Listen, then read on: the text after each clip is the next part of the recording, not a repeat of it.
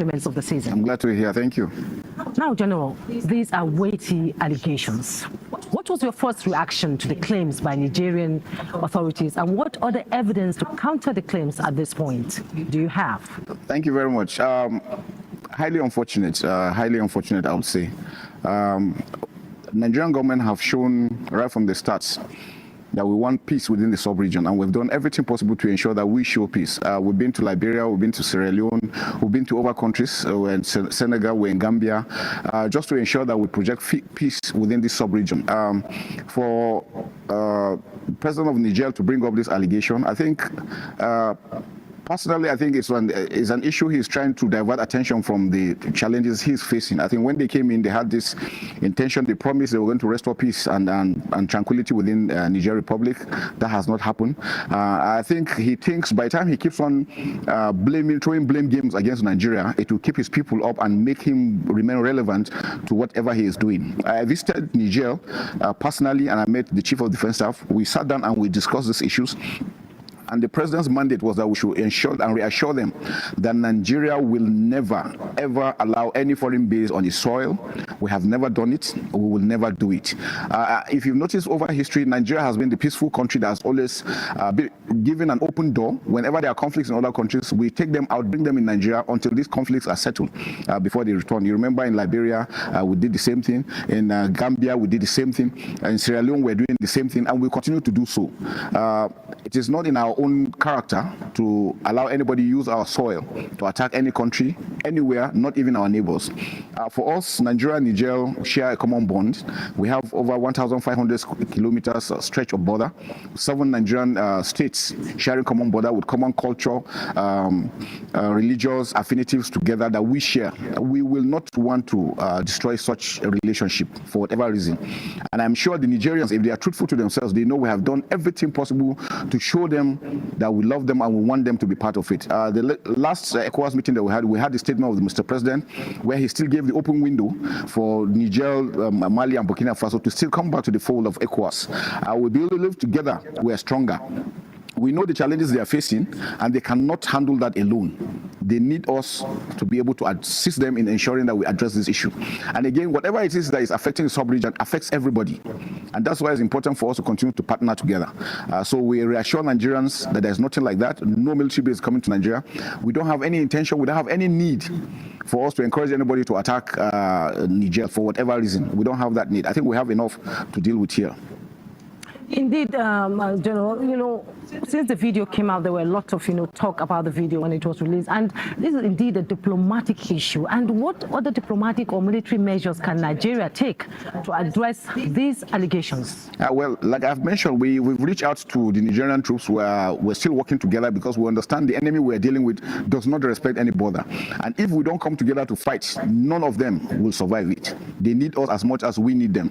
And so we not want Nigeria to be turned into any proxy war, and that's why we don't want any foreign base, because once you allow one side to come in, the other side takes the other, and then there will be issues. We don't want the sub-region to turn to a conflict zone. I'm sure that we all know that we have issues on ground affecting us with insurgency, terrorism, banditry, and all sorts. So we not want to add any other conflict within our general area, and that's why it's important that we do that. Diplomatically, the federal government is taking action to ensure that we equally convey this message, as you have seen conveyed by the Ministry of Information. We have no reason to want to bring out any terrorist group to attack anybody for whatever reason. Okay, now how would you describe Nigeria's relationship with France, particularly in the context of regional security and cooperation? And are there any joint military operations or agreements that are being misconstrued as destabilizing the Niger Republic? Thank you very much. Well, Nigeria is a sovereign state. Nigeria is an independent state that also operates on its own. We have alliances with other people. We have business dealings with most countries of the world. France has been a country that has been with Nigeria for over a long while, even while the Nigerians themselves were romancing with the French government. So it's funny for them that they have been with them all through these years, and because they have issues with them, they think every other person should have it. Their enemies shouldn't be our own enemies. But we, because we're a bigger country, because we're a greater country, we're a country that also respects human rights, respects the dignity of other countries, especially Africa. Nigerian foreign policy has always been African-centered, and they know there are a lot of things that Nigeria has done to make sure that these countries are stabilized, both economic-wise, diplomatically, and otherwise. And so for them to turn around because they have fallen apart with France, and they think using us and making us look bad, then it will make their own countrymen feel that they are doing something. No, it is wrong, and I think it is unfortunate. And I think it's important for them to also come back and actually recall those statements that they've made. They are injurious to Nigeria as a country, and they are highly unfortunate. These are things that never expected any country, especially like Niger, to make such statements. Indeed, Nigeria has always been a big brother to other African countries, and we know as head of ECOWAS, they have a lot of responsibility. Now, what implications do these allegations for regional security, particularly in the Sahel region, where Nigeria and Niger have collaborated on counter-terrorism efforts, and how will Nigeria work to maintain trust and cooperation within its regional partners? Important that we show them that we still remain friends despite these statements. And I think the Minister of Foreign Affairs is also taking steps to address these issues. We still have our embassy open. We still have our defense advisors there. We still have our ambassador there. So we are not calling them up because we know that the terrorists we are dealing with require that we all work together as a team.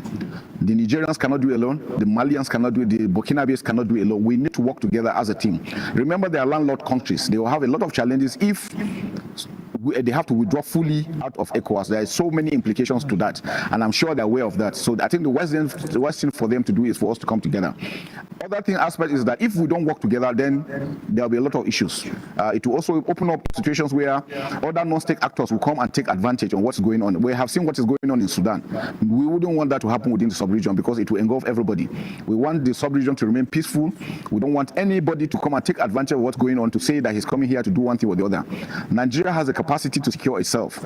All we do is that we do military joint training with countries of the world, with all the countries, because Nigeria is a non-aligned country. So we're open to training, to courses. We send our officers on courses, like even the Nigerians and every other person. It's a normal thing in the military. But that we have military bases on. Unfortunately, if you see most of the videos being sent, just before now, I saw a video that was sent over about 6-7 years ago when Nigerian troops were on a United Nations operation. And it is said that it is just happening. And so many other videos like that. People just go in for reasons best known to them to try to wipe all these sentiments. And I know both within and outside, there are individuals that are not happy that things are really picking up. And they're always very happy when they see things are bad. And they keep on wiping out these falsehoods so people can continue to think that Nigeria is failing. Nigeria is not failing. Nigeria will never fail. Nigeria will remain strong. And whoever it is that comes against Nigeria will be ready to face the consequences. Indeed, we saw your visit some months ago to Niger. Will there be any roundtable talks after this? Yes, we have established, we have an advisory team that we have formed. During my visit, we also requested that the Nigerians too should also form their own so that they can, at that level, start discussing. We're having back windows, we are still discussing. As military men, we understand the dynamics of security and the need for us to cooperate. We also try to establish, we will retain our 20 kilometers of pursuit. If we pursue any terrorists across, because the terrorists don't respect borders. If we pursue them, we can go 20 kilometers into the neighboring country. If they also pursue, can also come in. And that's the way that we make sure that it is effective. The Nigerians know clearly that we mean them well. We don't mean any harm against them. So they should please stop allowing people, push them into talking things they know nothing about or things that are not true. This falsehood will not help any of us. Thank you, Chief of Defense Staff, General Christopher Musa. We thank you so much for your insight.